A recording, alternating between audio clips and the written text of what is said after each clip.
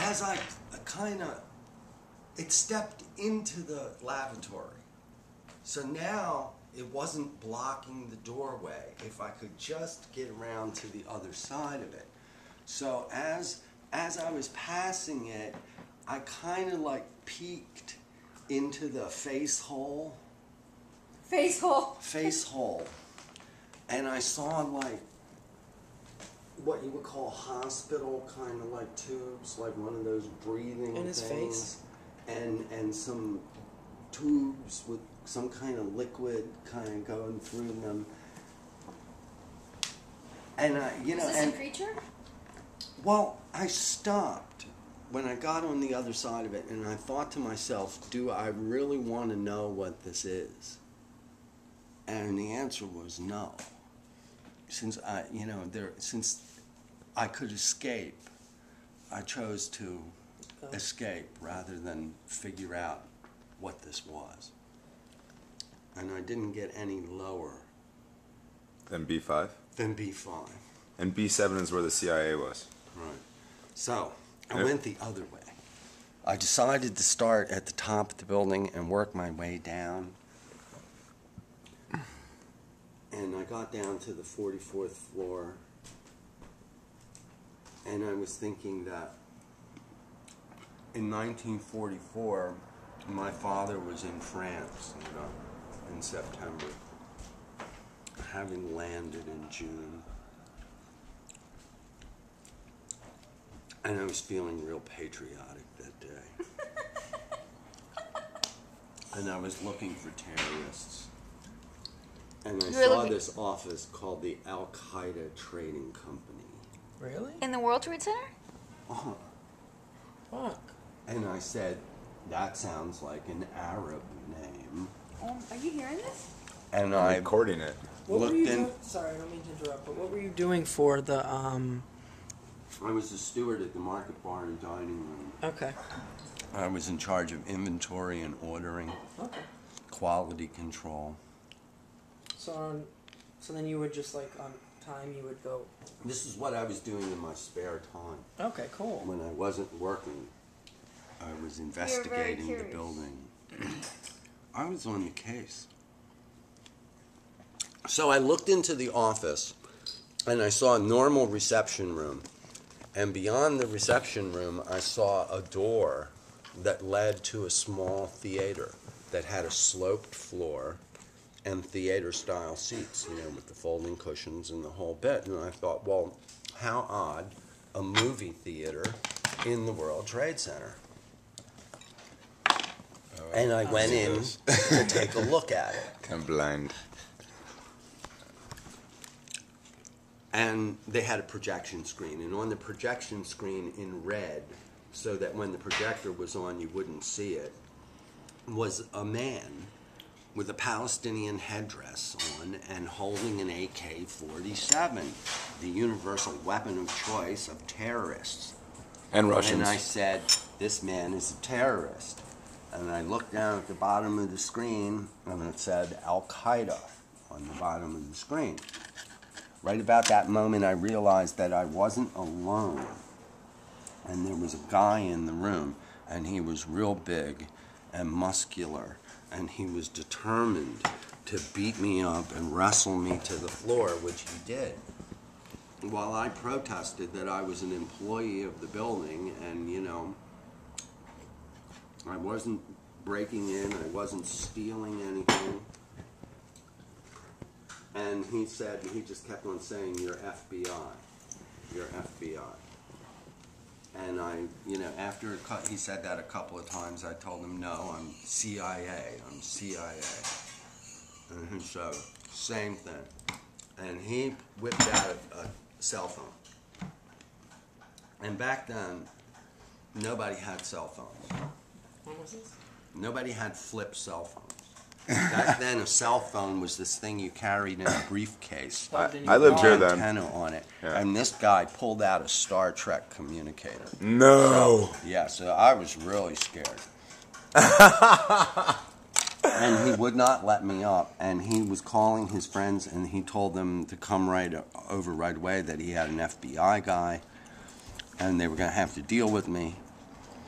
And two guys came over with a medical kit, and they shot me up with something that totally paralyzed me. I was still awake, but I couldn't move or talk or anything.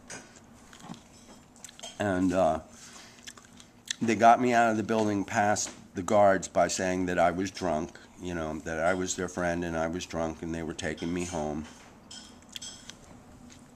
And they took me to the Hilton Hotel uptown. And put me in a room with all these, guys with turbans and beards, and they duct taped me to a chair. Wow. And That's crazy. And they said they were going to kill me, and that we were just going to wait for the guy who was actually going to do the deed. They were going to cut my throat. That's what they said? Uh-huh. And, and I figured, well, this is the end of the line. My worries will be over soon. So I was, really trying to relax and make the most of it. And the guy shows up, right? The guy shows up, and I'm smiling at him. He sits down next to me, and I'm smiling at him, trying to win his sympathy, No hard feelings, it's okay, And Your mistake to say you were the he CIA. says, let me show you something. And he goes like this. And everybody in the room, there's 20 guys sitting around, and everybody in the room at the same time goes like this and out like a light. And I said, what is this, some kind of act? How did you do that, man? Did you hypnotize him? Did you spray something? What is it? No. And he said, before I kill you, let me show you what I really am. And I'm looking at him, and he starts to spread out, and I'm seeing 2 of them, and then I'm seeing 4 of them, and then I realize that he's everywhere, and I look up and to both sides, and everywhere I look, I see him. Like I'm in a mirror ball, and instead of the mirrors showing my reflection, they're showing him, right? And then he started Were you still drugged up? Yeah, man, I was really high. That's that injection they gave you? Yeah. I mean, I could talk by this, my mouth was moving, but I was still really, lit up. And he started to compress me. And as I got smaller, I lifted up out of the duct tape, and we started going through the floors of the hotel, floor by floor, up to the ceiling. And all the way, I'm protesting that this is impossible. I'm hallucinating.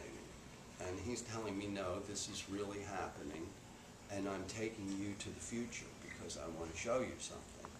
And I said, you can't take me to the future. You don't have a time machine. You don't have a spaceship. You have to travel faster than the speed of light, to travel in time. And he said, I'm not like you. I'm not from this planet. I'm not physical. I'm not temporal. And I'm immortal. And I can do this. This is nothing for me. And we flew across Manhattan like Superman. Oh. And he put me down in front of the World Trade Center. And the whole thing came crashing down in front of me.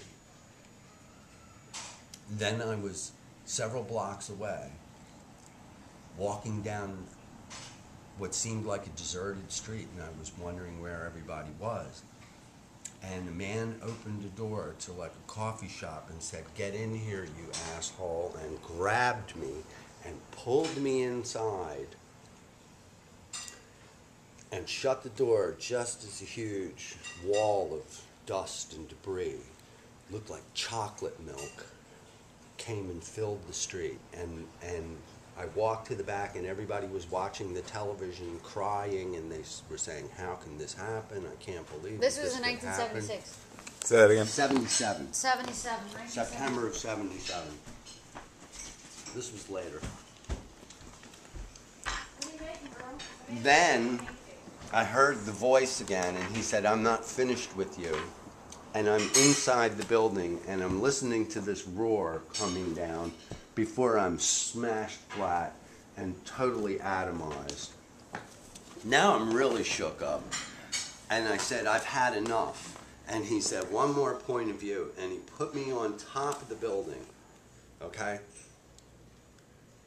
And I'm standing there in all this smoke with all these screaming people watching the helicopters circle around as the building falls out from underneath of me.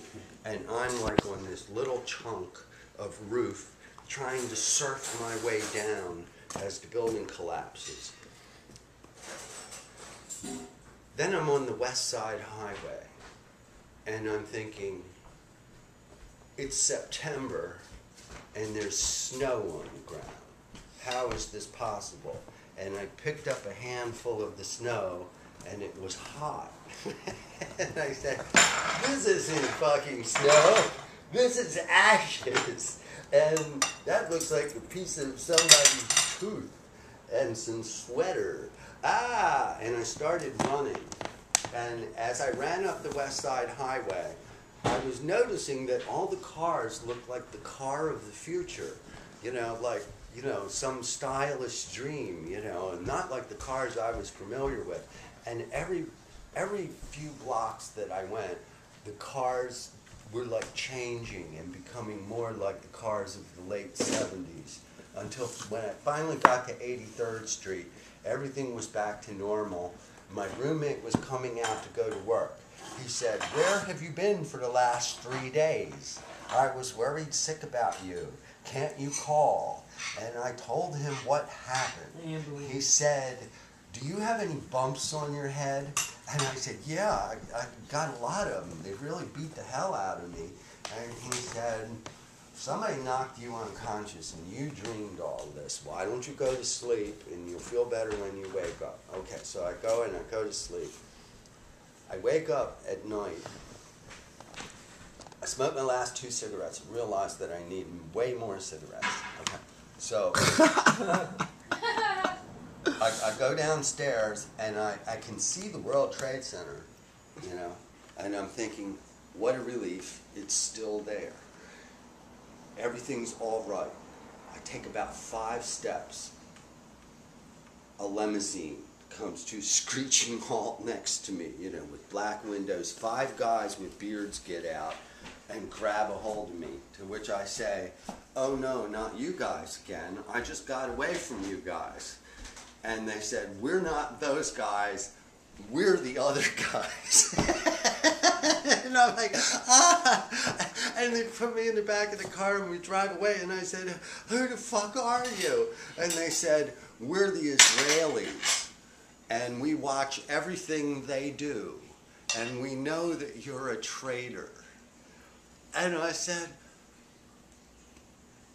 but you're our friends. Yep. We're your friends. And they said, we don't have any friends. And we know you're a traitor. And I said, I'm not a traitor. And they said, you went with them and you're still alive. If you weren't with them, they would have killed you. So we know you're a traitor. So now I got to tell them this whole funky story about this alien rescuing me and traveling me through time and everything.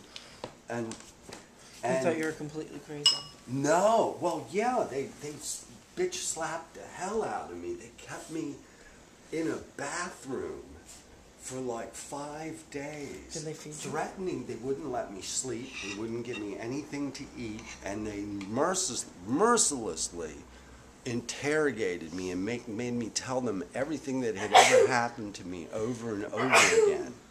And they came every hour and threatened that the next time they came, they were going to kill me, you know. And I'm like getting really fucking tired of waiting to die, you know. So on the last day, they sit me down in front of a computer in the basement, and they tell me that all the answers I'm looking for are in that computer. And, you know, the only thing that I could really find were video games and porn, you know, which I entertained myself with in my final hours. Then they came in with a guy who was dressed up like an Iraqi, okay? Yeah. And I accused them of being traitors and being in cahoots with our terrorist enemies. And they just laughed. And then they said, we're going to show you something. And they showed me pictures on the computer of planes hitting the World Trade Center. And I said, these are fake photographs. And they said, these are images from the future. And I said, how is that possible? And they said, we're way ahead of you in electromagnetic and computer technology, and we've been picking up news broadcasts from the future since 1951 because electromagnetic waves travel backward and forward in time. And then they let me go. Okay, now, I had been gone from Friday to Friday. Yeah, it's like a full week. And No one at my job asked. What? you didn't eat or sleep for 5 days? It was longer than that. It was like a week. Did they give you IVs or anything? Like any kind of No. supplements? No. You were just in a holding place. Yeah, I had all the water I could drink out of the faucet. Wow. Yeah. It's almost as if they were trying to take all the food out of you so they could talk to you. Just Yeah, let I'm with me it. finish. Go. I was gone from my job from Friday to Friday. I didn't go to work all week.